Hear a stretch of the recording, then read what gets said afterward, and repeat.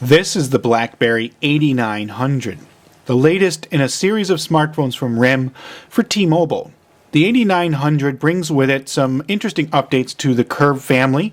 Mainly it looks a lot more like the BlackBerry Storm and has some minor design language changes and brings with it the latest version of the BlackBerry operating system. Taking a quick spin around the hardware, we'll see it full QWERTY layout that the Curve has, send and end keys, BlackBerry key, trackball, and return key.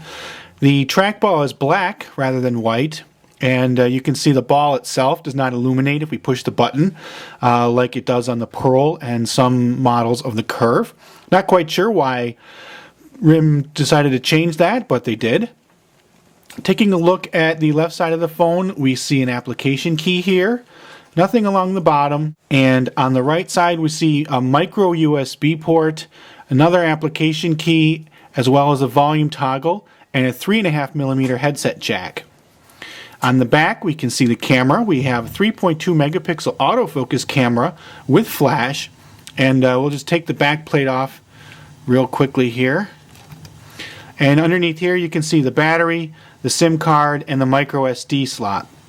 Thankfully, the micro SD slot can be accessed while the phone is running, so you can hot swap your cards while without turning the phone on or off. The keyboard itself feels great. I have to say, it's very comfortable. I really do like the way it feels. The keys have good travel and feedback, and there's a good shape to each key. Looking at it closely, you can see that they have a little bit of contour and feel pretty good. The trackball itself is recessed ever so slightly compared to some BlackBerries of the past, but it is still very usable. So that's the hardware. Let's zoom in and scan through the software a little bit. One thing you may want to notice on the 8900 is that it is compliant with T-Mobile's Hotspot at Home service. You can see it has the UMA client running and it's actively connected to my Wi-Fi network. That happened automatically as soon as I turned the phone on. It just connected and that was that. So you can get unlimited calling at home and better coverage at home with the Hotspot at Home service. The main layout here has just some shortcuts to what RIM thinks might be the most used applications. And for example, it can show your My Faves dock. Pressing the BlackBerry key will bring you to the full main menu, which you can see carries over the new design that is seen on the Bold and the Storm. From here you can access all the phone systems. The BlackBerry, of course, has its famed email service, which you can see here the emails are very easily read, and the BlackBerry key, of course, lets you do everything you need to do to interact with your email. We'll close out of that, and it has a contact list. You can do many things straight from here. So you can see how it lists your My Faves contacts with a little icon. Pressing the BlackBerry key will let you perform a bunch of actions, or if you press the center of the button itself, it'll just call the number, and they've got a fake number programmed in there. Going back out to the main screen, of course, you've got the calendar and BlackBerry browser, music, and the media controller here. Going into the media, we can let's start this over. They've got a John Mayer video posted on here.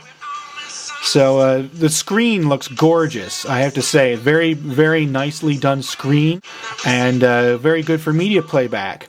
Not only do you have video, you can interact with your music, ringtones, your pictures, and also take voice notes. Pictures, of course, is just a simple gallery that ties to your camera. If you look at all pictures, you've got a grid here that you can zoom around. And if you've highlighted a picture, hit the BlackBerry key to take different actions and send the picture where you want to, maybe via MMS or email or whatever. So that's a quick look at that. Now let's take a look at the camera software itself. Firing up the camera. Some nice improvements here. On past generations of BlackBerries, the zoom has been very clunky. It would go from 1x to 3x to 5x. This actually will put something out there. You can see if I zoom in, it does 1 to 1, 1.1, 1.2, 1.3. So you have finer control over the zoom function, which is something I appreciate very much. And of course, if you want to change the phone's features and settings, hit the BlackBerry key, go to the options, and away you go. You can make lots of different adjustments to the camera. We'll just fire up the browser here before we close off. Let's go to a new page. We will go to Phone Scoop.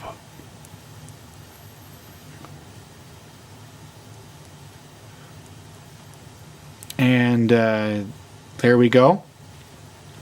See how quickly it pulls it up? So pulled up our WAP site, and we can scroll down and select the full HTML version. See how quickly it does this, and it appears that it's doing this through the Wi-Fi connection. So there we have the full HTML version of Phone Scoop. And of course, the browser lets you do all sorts of different things. You can interact with the websites, refresh things, add bookmarks, and so on. So that is the BlackBerry 8900. A very nice update to the Curve family. Has very appealing hardware and much more powerful and useful software.